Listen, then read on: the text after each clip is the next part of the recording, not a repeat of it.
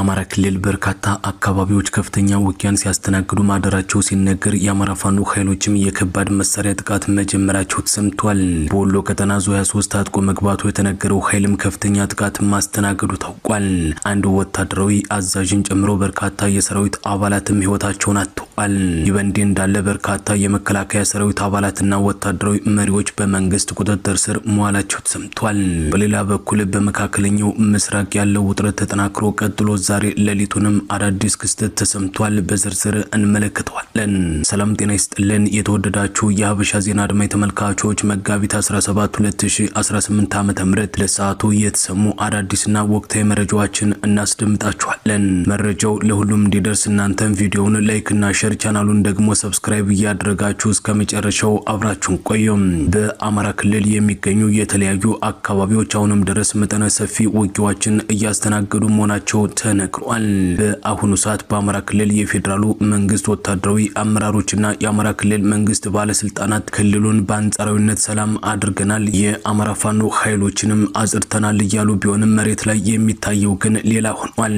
በባለስልጣናቱና በመከላከያ ሰራዊት አመራሮች እየጠፉ መሆናቸው እየተነገረ ያሉት የፋኖ ኃይሎች ከመበተንና ከመጥፋት ይልቅ አድማሳቸውን በማስፋት እንዲሁም ኃይላቸውን በማጠናከር ዕለት በዕለት ከፌዴራል መንግስቱ ኃይሎች ጋር ውጊያ በማድረግ እርምጃ እየወሰዱ ስለመሆናቸው እያሳወቁ ነው። በዚህ ምክንያት ደግሞ የፌዴራሉ መንግስትና የአማራ ፋኖ ኃይሎች ፍጥጫ ተጠናክሮ ቀጥሎ የአማራ ክልል በርካታ አካባቢዎች አሁንም የውጊያ ቀጠና ሆነው ቀጥለዋል። ጦርነቱ በአሁኑ ሰዓት አማራ ክልል ውጥረት የተሞላበት ከማድረጉ ባሻገር የህዝቡን ሰላም ነጥቆታል። ትላንት አመሻሹንና ሌሊቱንም በወሎ ቀጠና በተለይም የሰሜን ወሎ ዞን መቀመጫ ከሆነችው ወልዲያ ከተማ በ15 ኪሎ ሜትር ርቀት ላይ በምትገኘው ሳንቃ ከተማ መጠነ ሰፊና ከባድ አውደ ውጊያ መደረጉ ነው የታወቀ። በዚህ ውጊያም ከባድ መሳሪያዎች ሳይቀር ተሳትፏል። ትላንት ከጠዋቱ 2 ሰዓት ተኩል ጀምሮ እስከ ቀኑ 11 ሰዓት ተኩል ድረስ ለተከታታይ 9 ሰዓታት ድረስ በፋኖና በፌዴራል መንግስቱ ኃይሎች መካከል መደረጉ በተነገረው በዚህ ከፍተኛ ትንቅንቅ የአማራ ፋኖ ብሔራዊ ንቅናቄ የምኒልክ እዝ የ15ኛ ክፍለ ጦር በርካታ የፌዴራል መንግስት ኃይሎችን ሙትና ቁስለኛ በማድረግ ታላቅ ድል ማስመዝገቡ ነው ያሳወቀ። በተመሳሳይ ከበቅሎ ማነቂያ አቅጣጫ ድጋፍ ለመስጠት በሚል መንቀሳቀሱ የተነገረው ተጨማሪ የፌዴራል መንግስቱ ኃይልም ከፍተኛ ጥቃትን አስተናግዶ የተረፈው መመለሱ ነው የተነገረ። በዚህ ውጊያም የ15ኛ ክፍለ ጦር በርካታ ቁጥር ያለው የነፍስ ወከፍ መሳሪያ 5 ሳጥን የብሬን ተተኳሽ፣ 260 የዲሽቃ ተተኳሽ፣ 470 የክላሽ ተተኳሽ እንዲሁም 6 የወገብ ትጥቅ መማረኩንም መረጃዎች ያመለክታሉ። ከጋሸና ወደ ዋድላ፣ ደላንታ፣ መቂትና ጋዞ አካባቢዎች እንቅስቃሴ ለማድረግ ሞክሯል የተባለው የፌዴራል መንግስቱ ኃይል ላይም በተወሰደ ከፍተኛ እርምጃ ጥቃት መድረሱ ተሰምቷል። 2 የአየር መቋሚያ፣ 3 ቢኤም 107 እንዲሁም ሞርተርና ዲሽቃ ታጥቀው ሲንቀሳቀሱ በነበሩ የፌዴራል መንግስቱ ወታደሮች ላይ ነው የማጥቃት እርምጃው የተወሰደው ተብሏል። በዚህ ጥቃትም አንድ ወታደራዊ አዛዥን ጨምሮ ከ10 በላይ የጥምር ኃይሉ አባላትም ህይወታቸውን ማጣታቸውን የተነገረ። ይህ በእንዲህ እንዳለ ከደብረ ማርቆስና ከጃዊ ሰበር ዜና ተሰምቷል። የወጡ መረጃዎች እንዳመለከቱት ከሆነ በአማራ ክልል በደብረ ማርቆስና በጃዊ ከተሞች አቅራቢያ በምርጫ ዝግጅት ተግባራት ላይ ነበሩ በተባሉ የፌዴራል መንግስቱ አካላት ላይ ያልተጠበቁ ጥቃቶች ተፈጽመዋል። ከዚህ ጋር ተያይዞ በአካባቢው በሚንቀሳቀሱ ታጣቂዎች ተፈጽሟል በተባለው ጥቃት የፌዴራሉ ኃይሎች ላይ ጉዳት መድረሱ ነው የተገለጸ። ይህ ቀደም ሲል በምርጫው ሂደት ላይ ተቃውሞ እንዳላቸው ከገለጹ አካላት የተሰጠውን ማሳሰቢያ ተከትሎ የተከሰተ መሆኑም ተጠቁሟል። በአማራ ክልል አሁን ያለውን የጸጥታ ሁኔታ ከግምት ውስጥ በማስገባት በተለይም በገጠራማ አካባቢዎች የሚገኙ ነዋሪዎች ለደህንነታቸው ሲባል የመራጭነት ካርዳቸውን በምርጫ ጣቢያዎች በአደራ እንዲያስቀምጡ እየተደረገ መሆኑም ተሰምቷል። የጥንቃቄ የተሞላበት እርምጃ ዜጎችን ከማንኛውም የጸጥታ ስጋት ለመጠበቅና ሰላማዊ እንቅስቃሴን ለማረጋገጥ ያለመ ነው ተብሏል።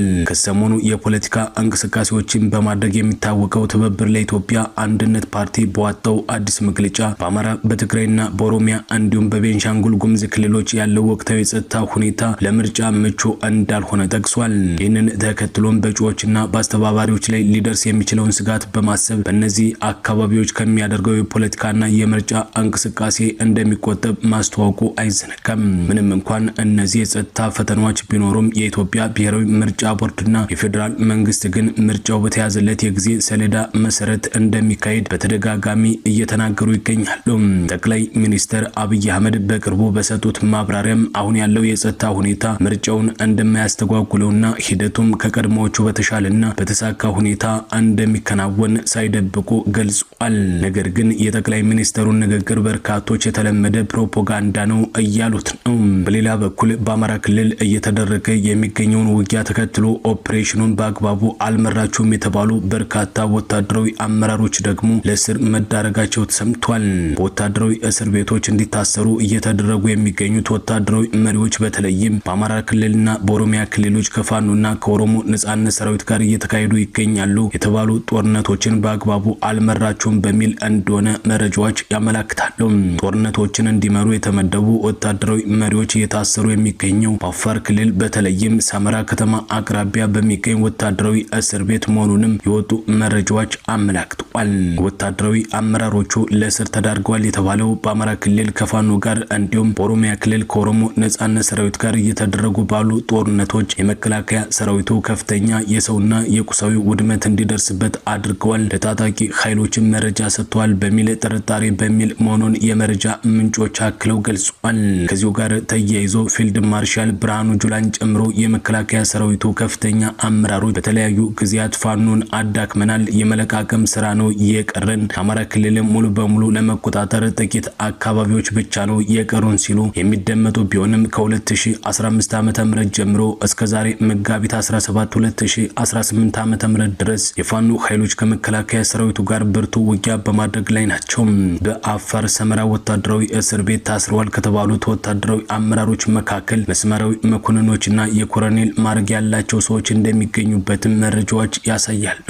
ይህ በእንዲህ እንዳለ ጦርነቱ ከተጀመረ 2015 ዓ.ም ጀምሮ ፋኖን ትደግፋላችሁ ተብለው የታሰሩ በርካታ ወታደራዊ መኮንኖች መኖራቸውና ወታደራዊ አመራሮቹ ከታሰሩባቸው ቦታዎች መካከል በአፋር የሚገኘው ወታደራዊ እስር ቤት አንዱ መሆኑን በርካታ ሚዲያዎች ከዚህ በፊት ሲዘግቡት እንደነበር አይዘነጋም። በተያያዘ በአማራ ክልል በፋኖና በፌዴራል መንግስቱ መካከል ውጊያ ከተቀሰቀሰ ጊዜ ጀምሮ እስካሁን የፋኖ ደጋፊዎች ናቸው ተብለው የታሰሩ በርካታ መደበኛ የመከላከያ ሰራዊት አባላትን መኖራቸው እየተነገረ ነው። ይህንን ጉዳይ በተመለከተ ወታደራዊ ምንጮች የፌዴራል መንግስቱ ውጊያ ከማድረግ ጎን ለጎን በመከላከያ ሰራዊቱ ውስጥ በተለያዩ ኮሮች ተመድበው የነበሩ በርካታ የሰራዊቱ አባላትን በተለይም የአማራ ማንነት ያላቸውን ጽንፈኛውን ትደግፋላችሁ በሚል ከተለያዩ እዞችና ክፍለ ጦሮች በመሰብሰብ እንዲታሰሩ አድርጓል ብለዋል።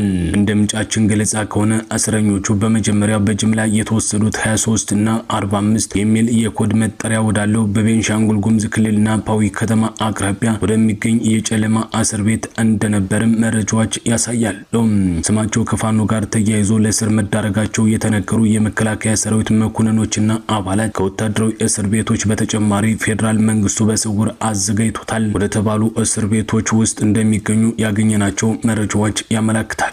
ማህበራዊ ሚዲያ ላይ የወጡ መረጃዎች እንዳመለከቱት ከሆነ ደግሞ ከመከላከያ ሰራዊት አባላት በተጨማሪ በርካታ የፌዴራል ፖሊስና የአዲስ አበባ ፖሊስ አባላት የነበሩ የአማራ ተወላጆች ለፋኖ ድጋፍ ያደርጋሉ እንዲሁም የከተማ ጥቃቶች እንዲፈጸሙ መረጃ በማቀበል ተባባሪ ናቸው ተብለው በተለያዩ የሀገሪቱ ክፍሎች ታስረው እንደሚገኙ ጉዳዩን በቅርበት የሚያውቁ ወገኖች አስረድተዋል።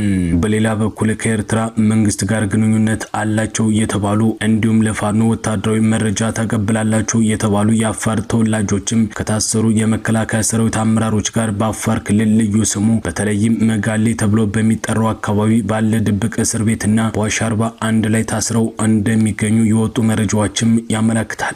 ከዚህ ቀደም በፌዴራል መንግስቱና በህወሓት መካከል ተደርጎ በነበረው ጦርነት ወቅት የታሰሩ በርካታ የህወሓት ወታደራዊ አመራሮችም ዛሬም ድረስ በአሶሳ ከተማ አቅራቢያ ታስረው እንደሚገኙ ለማወቅ ተችሏል።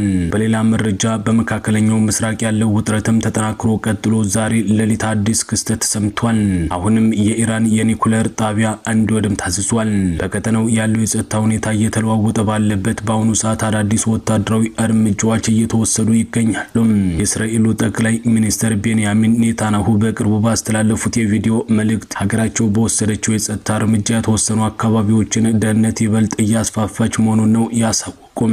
ጠቅላይ ሚኒስትሩ በግልጽ እንዳስረዱት ከሆነ ደግሞ ይህ የማስፋፊያ እርምጃ ከታጣቂ ቡድኖች ሊሰነዘሩ የሚችሉ የተወርዋሪ መሳሪያዎችና የጸረ ታንክ ሚሳይል ስጋቶችን በዘላቂነት ለማስወገድ የታለመ ነው ተብሏል። ሰፋ ያለ የመከላከያ አጥር በመገንባት የዜጎችን ደህንነት በዘላቂነት ለማረጋገጥ መስራት ቅድሚያ የሚሰጠው ጉዳይ እንደሆነ አጽንኦት ሰጥቷል። ከዚህ በተጨማሪም ኔታንያሁ ትራምፕ ጦርነቱን ሳያስቆሙ የኢራንን የኒኩሌር ተቋማትን ለማውደም ትዕዛዝ ሰጥቷል። ትራምፕ ድርድር ልናደርግ ነው እያለ ባለበት እስራኤል ከዲፕሎማሲያዊ ስምምነቱ ቀድማ የኢራንን የኒኩሌር ፕሮግራም ለመደምሰስ ቆርጣ መነሳቷ ተመላክቷል።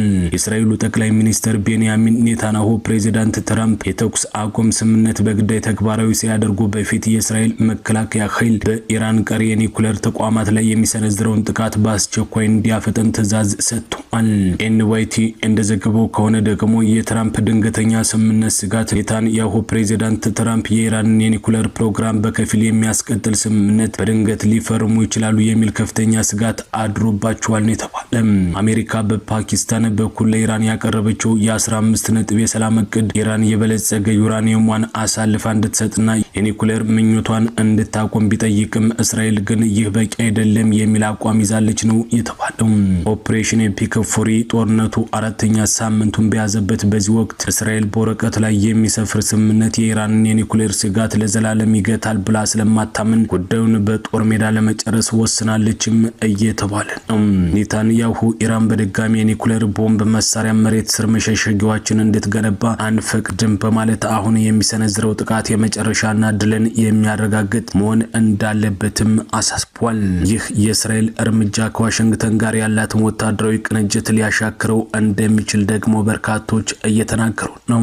ትራምፕ የጦርነት አዋቂ በመሆን ጦርነቱን ለማቆም ሲጥሩ፣ ኔታንያሁ ግን ስትራቴጂካዊ ስጋቱን ሙሉ በሙሉ ሳይቀብሩ ጦርነቱ እንዲቆም የፈለጉ አይመስልም።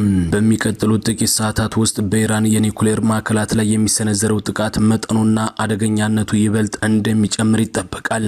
ከዚህ የተነሳ የእስራኤሉ ጠቅላይ ሚኒስትር ውሳኔ የትራምፕን እቅድ ያደናቅፈው ይሆን? ይህ አዲስ እንቅስቃሴስ በመካከለኛው ምስራቅ ላለው ወቅታዊ ሁኔታ ምን አንድምታ ይኖረዋል? በቀጣይ የሚደረጉ ዲፕሎማሲያዊና የጸጥታ ንግግሮች ስለ ሰላም ምቹ ሁኔታን ይፈጥሩ ይሆን የሚሉትን እኛም ጥያቄ አድርገናችኋል።